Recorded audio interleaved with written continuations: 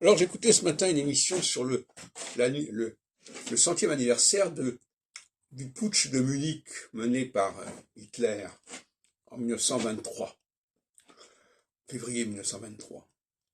Et quand on regarde les éphémérides, on s'aperçoit qu'à ce moment-là, Saturne est en pleine période équinoxiale, c'est-à-dire qu'elle favorise les leaders de premier plan. Bon, alors donc finalement, depuis 1919, Saturne est passé sur l'axe Vierge-Poisson, comme il le fait actuellement d'ailleurs, et en 23, Hitler a eu le temps de s'affirmer comme leader,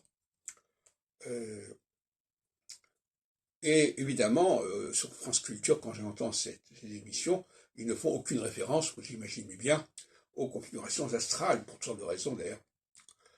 Dans le cas de Herzl, que j'ai comparé tout à l'heure à Hitler, pas pour ses positions idéologiques évidemment, encore que il y a une certaine forme de nationalisme chez Herzl, le sionisme étant nationaliste quelque part.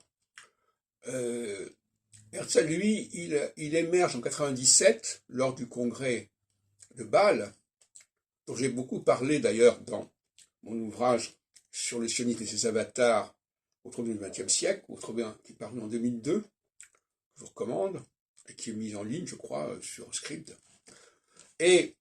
ou ailleurs. Alors lui, par contre, en 97, il arrive exactement au moment où Saturne passe sur le Sagittaire. Alors c'est vraiment l'année 97.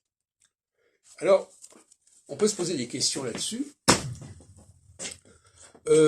mais moi j'interpréterais ça, dans mon point de vue, la phase solsticiale, c'est la phase où il y a un renoncement des leaders de premier plan en faveur de leaders de second plan, qui sont en sorte les héritiers des premiers leaders.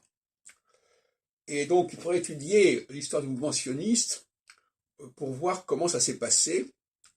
Mais Herzl, il faudrait voir par la suite, bien sûr, Herzl prend la succession, en quelque sorte, de quelque chose qui avait commencé avant lui, et il faudrait voir par la suite comment ça va se passer.